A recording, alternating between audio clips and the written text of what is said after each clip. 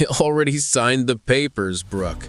The house is gone and the money's staying with me, my husband sneered, tossing an empty folder on the table. The sound of the plastic hitting the wood echoed through our quiet dining room like a gunshot.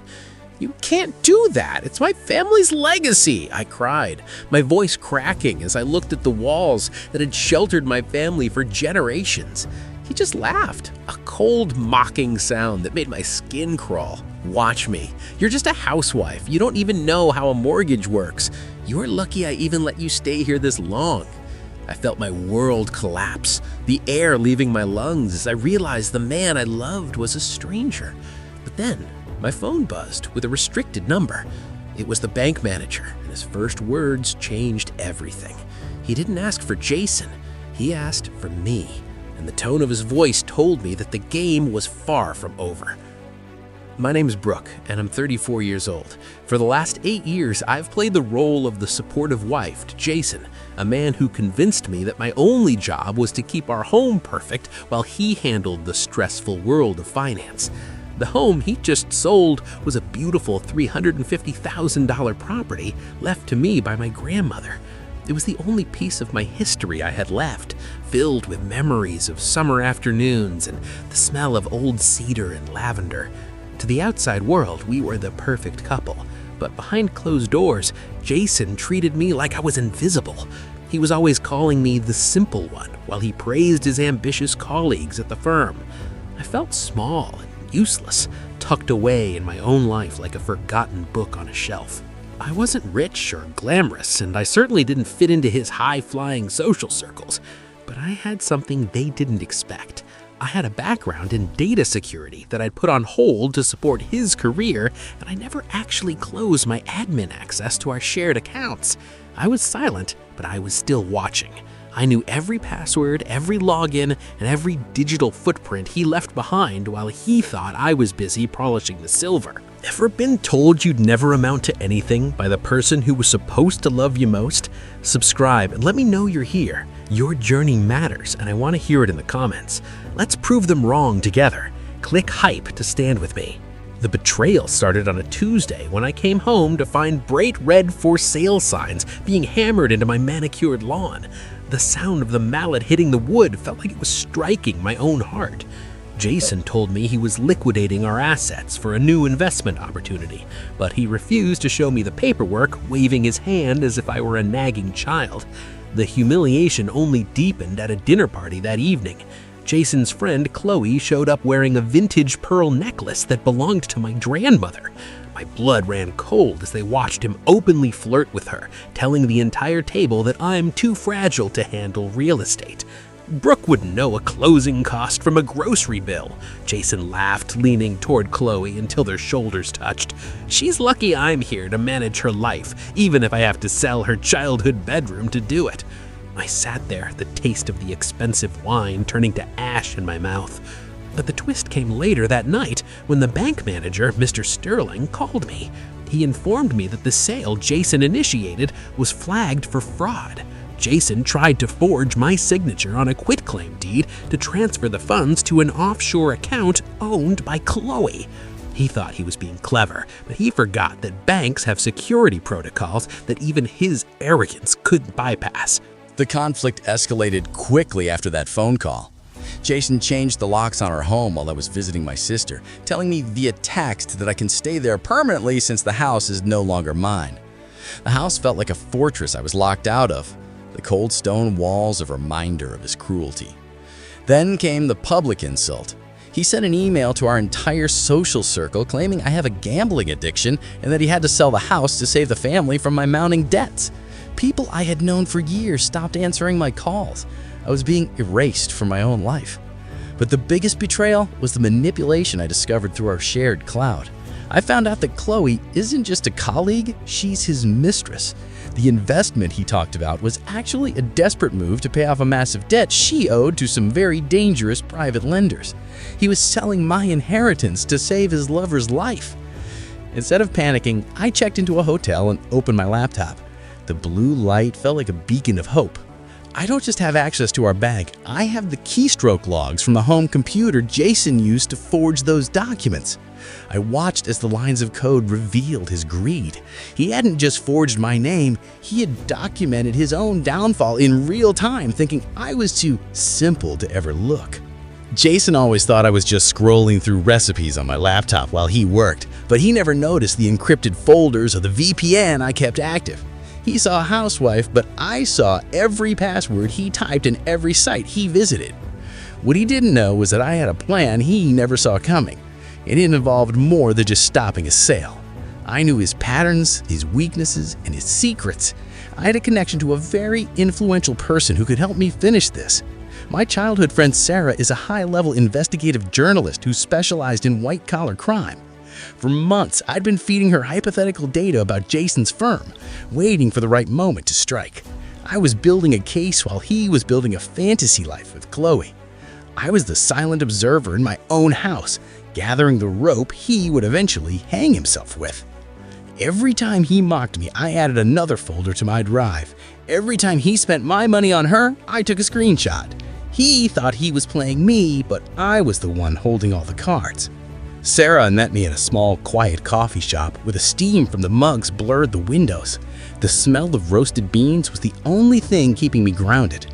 She showed me that Jason's firm is already under federal scrutiny, and his attempt to sell my house was a desperate move to cover up a larger embezzlement scheme. He was drowning, and he was trying to use me as a life raft. Jason grew arrogant, thinking he'd already won the war. He started posting photos of himself and Chloe at expensive resorts, mocking my quiet life in his captions while they drank cocktails on the beach.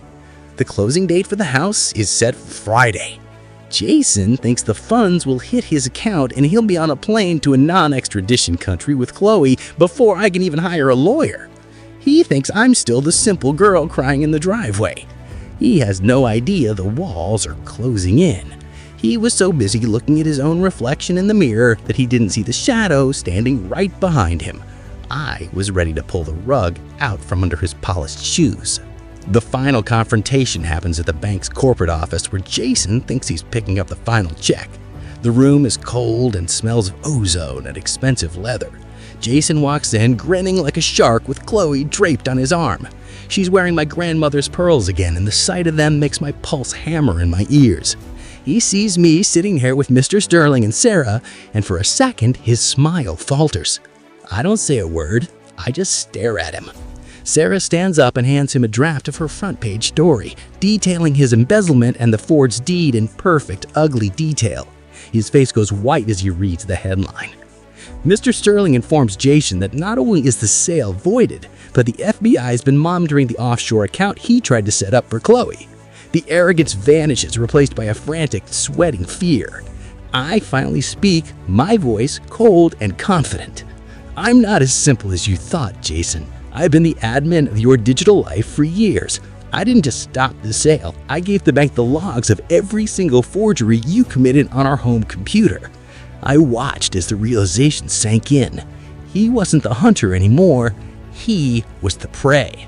The room erupted into chaos as Jason was let out in handcuffs, his expensive suit rumpled and his face twisted in shock. Chloe tried to vanish into the crowd, her heels clicking rapidly on the marble floor, only to be stopped by investigators at the exit. I stood there, watching the man who tried to erase me be taken away in silence. I kept my home, the sale is wiped from the records, and Jason is sentenced to years for fraud and embezzlement. Chloe is left with her debts and no one to pay them. I walked back into my grandmother's house and realized that the walls were finally clean of his lies. The air felt lighter and the memories of my family felt warm again. He thought he was selling my history, but he ended up buying himself a very long stay in a very small cell. I am no longer just a housewife. I am the woman who saved her own life. I realized that my value didn't come from his praise, but from my own strength. The house stands tall, and so do I. If you've ever had a partner or family member try to take advantage of you financially, you know how that betrayal burns. Subscribe and share your story in the comments. How did you take your power back? We're a community that looks out for one another. Click hype to help this story reach others who've been there and need to know they can fight back. If this story resonated with you, please give it a like and click hype to help it reach more people who need to hear it. Your voice matters in our community. Share your own experience in the comments below. I'm reading. Would you like me to write a script about a secret inheritance or a secret business next? Let me know your thoughts. We are in this together, and the truth will always prevail when you have the courage to look for it. Until next time, stay vigilant and keep your head high.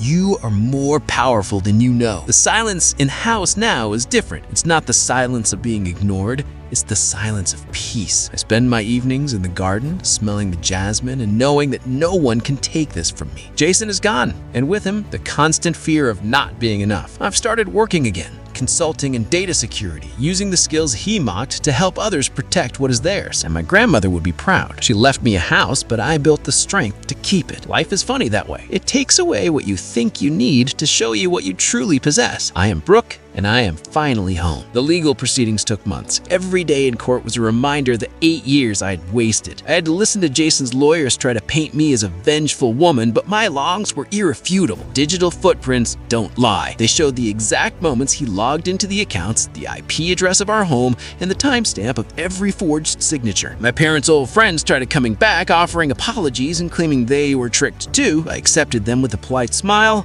but I kept my distance. You learn who your real friends are when the ship is sinking, and Sarah was the only one who didn't let go of my hand. We celebrated the final verdict with a quiet dinner at my home. My home, where the only person I had to please was myself. The property value of the house has actually gone up since the sale was voided. Turns out the developer Jason was trying to sell to was part of a larger scheme that the FBI was also tracking. My house was the key piece of evidence that broke the entire ring open. I was a witness in 3 other trials, each time standing tall and speaking clearly. No one calls me simple anymore. I am the woman who took down a finance shark with a laptop and a little bit of patience. I've decided to turn one of the spare rooms into a home office. It's no longer just a childhood bedroom, it's a command center. The silence of the house now is different.